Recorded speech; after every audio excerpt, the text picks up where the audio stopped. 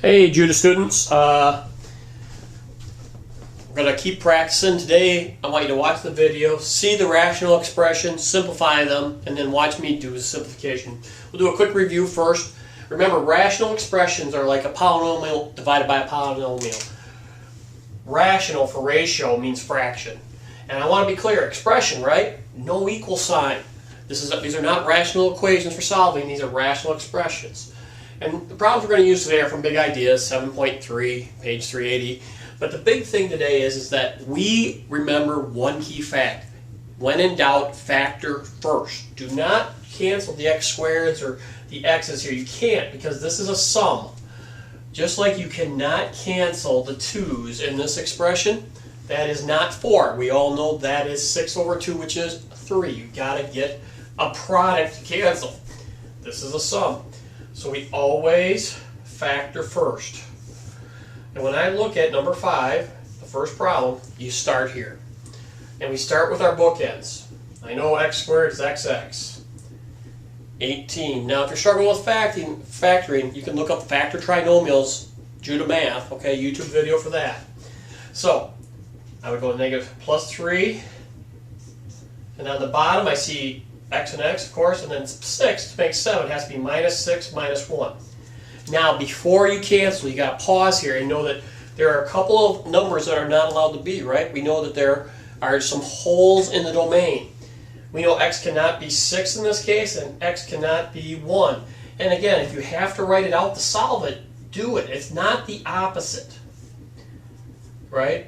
X cannot be 6. I mean, we can see that pretty easily this time. But if you can't see the solution, it's not the opposite of this number. Just like, so when you have some that are a little more complicated. So, we know that these will cancel.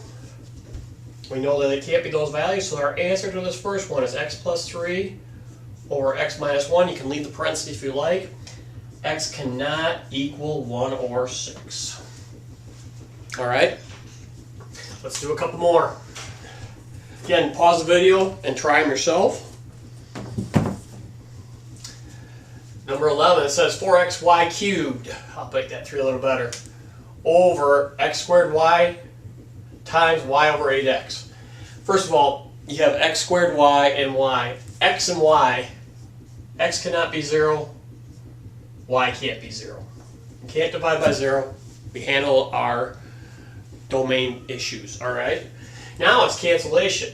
And again, at this point, I would not multiply these. I would just start simplifying, okay? And if I look, I see this x and this x. And I see this as one term, right? No plus signs. 4x, y, y, y, y over x, x, y, 8x. So the first thing I would do is cancel the x. And then I would cancel the y. And I'm left with y cubed over x squared. And everybody, 4/8, right? So 4/8, everybody here knows is a half, but make sure you put the 2 on the bottom. And here's our final answer for this.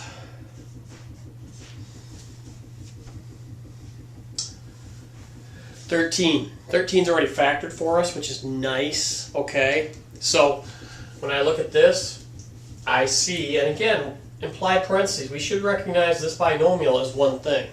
And now it's all multiplication again. Xx, x minus 4, x minus 3, x plus 6 over x minus 3, xxx. Well, first thing, we look at the bottom, x can't be 3, that'll make this 0, and then 0, 0, 0, all the same number, so x can't be those two values. And now we just start canceling. Since it's factored for us, this is pretty easy, I think. 2x's here means that you take this just from x cubed to x, and our final answer over here this time. And again, don't multiply out in my class. Alright, we're not going to do that. And there's the answer for number 13. And again, this is just good practice. We've been doing this for a while. Something we can do at home, watch the video, and practice some problems. 15. X squared minus 3x over x minus 2 times x squared plus x minus 6 times x. Immediately recognize that this is not, you can make this one thing by putting parentheses around, but there's nothing there to cancel it. Same with this one. But again, I want you to realize pretty quickly that doesn't help us. So when we get these, we must factor first. All right, so I don't think too much, though I do look right away, and the bottoms are already done, but we'll do it here in the next step. I see x is common, so I do this.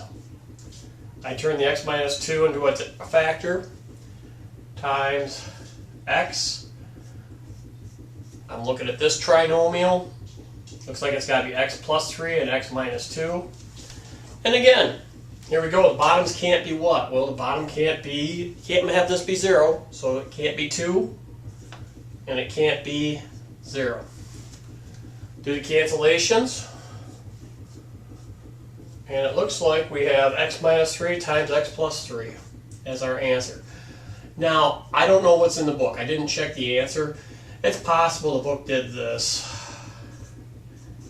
and they would multiply those back out. But again, in my class, let's stop here. We like factored things. We prefer a product over a sum or difference. Last one today, good practice. And again, this one's a little bigger. 17. So again, pause the video, give this a shot. All you can do is make a mistake, find and catch it. First things first, got to factor. Got to factor. And again, a lot of college teachers are going to write x plus 2 quantity squared here. I get it, but I like to write it out so you can see it.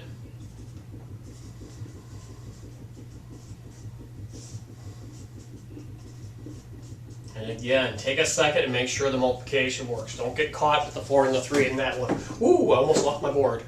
All right, so first things before we start canceling, drag your feet. What can't x be? All right, let's figure out the excluded values, right? Where the domain can't exist. What numbers can't we use? Well, here we can't use -2, -2, so it's the same number, so we'll just write it once. +3, +1. Do that first. Now let's cancel. X minus 1, x minus 1, x plus 2, x plus 2.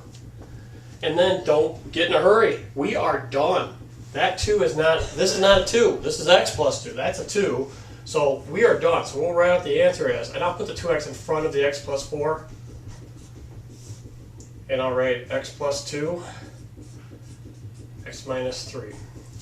Again, just some skill work to make sure we don't lose anything. Keep practicing, work on those other project stuff, the decision matrix, and I will talk to you soon.